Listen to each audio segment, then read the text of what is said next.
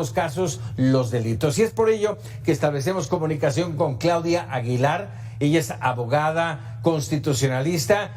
Claudia, como siempre, un gusto el que nos puedas acompañar aquí en Mega Noticias. Muy buenas noches. Y de entrada te pregunto, a ver, un primero apunte de lo que para ti es lo que se está trabajando en torno a la prisión preventiva oficiosa. Hola Francisco, buenas noches a ti y a toda tu audiencia, gracias. Pues mira, un primer apunte, creo que empezaría así por la conclusión más contundente.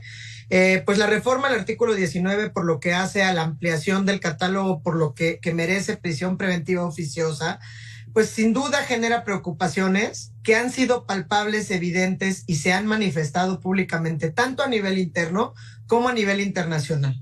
Esto sin duda, ¿no? Como decías, amplía el número de delitos por los cuales se va a conceder esta detención de forma automática, y esto resulta o puede resultar en una aplicación mucho más generalizada, mucho más arbitraria de esta medida cautelar, lo que sin duda contraviene y trastoca principios fundamentales en materia de derechos humanos, tan evidentes como el de la presunción de inocencia o como el derecho a no ser privado de la libertad de manera arbitraria.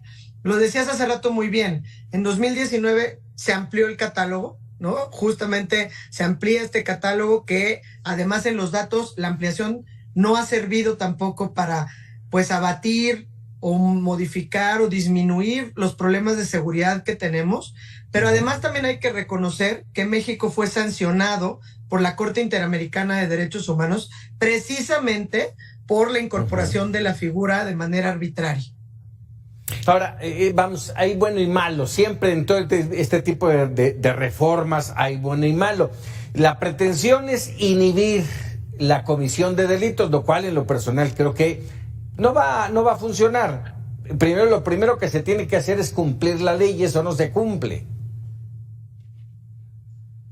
Sí, o sea, yo la verdad en el tema de la prisión preventiva oficiosa no alcanzaría a ver bueno y malo. Desde luego, cuando hay la comisión de un delito, bueno, pues sin duda se siguen los procedimientos en un Estado constitucional y democrático de derecho, y si se siguen los procedimientos se garantizan los derechos humanos. Si se acredita la culpabilidad de una persona, puede, y si esa conducta, digamos, que es delictiva, amerita prisión, entonces podrá ser sancionado y condenado.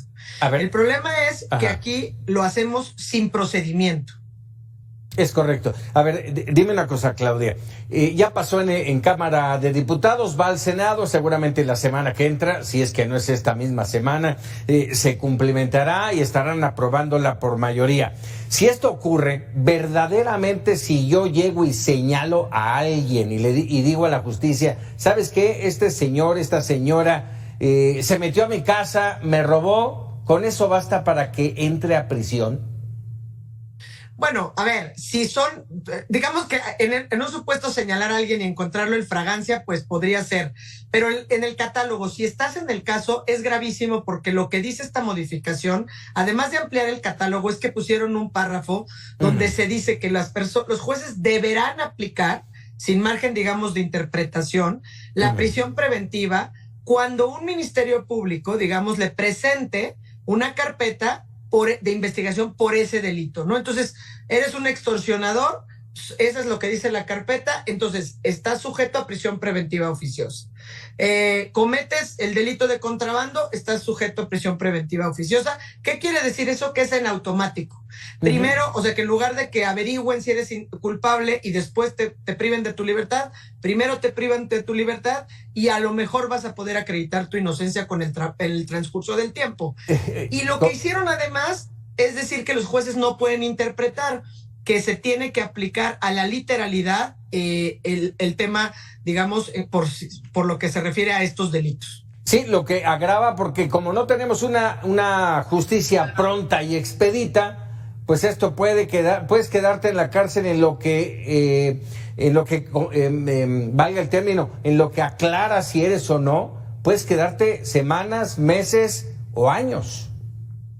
Años, como fue en el caso que justamente pues nos condenaron por el caso García Rodríguez y Reyes Alpizar, donde las personas estuvieron 17 años privados de su libertad, sin que se les acreditara, digamos, la responsabilidad o la culpabilidad, y que por eso justamente lo que se ha dicho es que pues esta figura es, además de todo, inconvencional. Y por eso ha habido incluso comunicados por parte de las Naciones Unidas, donde se señala de manera enfática que la prisión preventiva oficiosa pues atenta no solo contra la presunción de inocencia, sino también contra el debido proceso, contra el derecho a la integridad personal, obviamente también con el tema de la independencia judicial, porque los limita o maniata el actuar de las personas juzgadoras y pues muchas otras cuestiones, ¿no? Inclusive el tema de la igualdad ante la ley, porque Ajá. también hay más mujeres que están en prisión preventiva oficiosa y hay más personas en condición de pobreza o marginación que están en prisión preventiva oficiosa.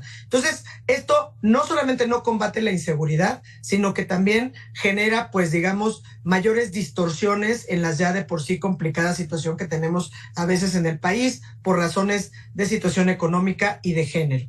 Oye, genera polémica, Claudia, este hecho de que finalmente decidieron no incluir en el catálogo los delitos de defraudación fiscal y de narcomenudeo. Y digo, genera polémica porque mientras a lo que estoy viendo y lo que he escuchado, evita que mucha gente caiga, por ejemplo, porque el contador no hizo bien las cosas, el usuario va a la cárcel, o el narcomenudista, si es que te agarran con una cantidad de droga que a lo mejor es de uso personal y terminas en la cárcel como narcomenudista. Pero también abre la ventana para que los delincuentes reales tengan amplias posibilidades de seguir delinquiendo. Yo creo que, digo, los delincuentes reales, como dices, van a poder seguir delinquiendo con o sin el tema de la prisión preventiva oficiosa, porque lamentablemente ese es un tema de seguridad ciudadana, procuración de justicia y de estos otros vicios, digamos, o problemas estructurales que tenemos en el país que no se corrigen por la ampliación del catálogo de prisión preventiva oficiosa o prisión automática. Sin embargo, bueno, pues efectivamente, por lo menos sí se debe celebrar que hayan sacado la figura del narcomenudeo y el tema de la defraudación fiscal, que muy bien señalas, pues podrías estar por a lo mejor un error, ni siquiera voluntario, sino a lo mejor hasta involuntario por parte de quien te ayuda con la contabilidad. Y el tema del narcomenudeo era mucho más grave, porque pues sí se podía prestar a extorsiones, sobre todo a las personas más jóvenes o más vulnerables, sobre todo porque acuérdate que hemos evolucionado, digamos, en el reconocimiento del libre desarrollo de la personalidad y de que el consumo lúdico, por ejemplo, del cannabis, está permitido. Entonces, como que llegar a justificar en una situación se podría volver muy compleja y podrías acabar, pues a lo mejor un joven o una joven que llevaba para consumo un gramaje, pues acabar involucrada en una cuestión que la pudiera tener privada de su libertad, lo cual pues sí, por lo menos hay que reconocer que se eliminaran de esta ampliación de catálogos tanto el narcomenudeo como la defraudación fiscal. Finalmente, como nos mencionabas al inicio, esta reforma a la prisión preventiva oficiosa pone muy en riesgo muchos de nuestros derechos fundamentales. Claudia, te agradezco mucho estos minutos, ya tendremos oportunidad de seguir platicando.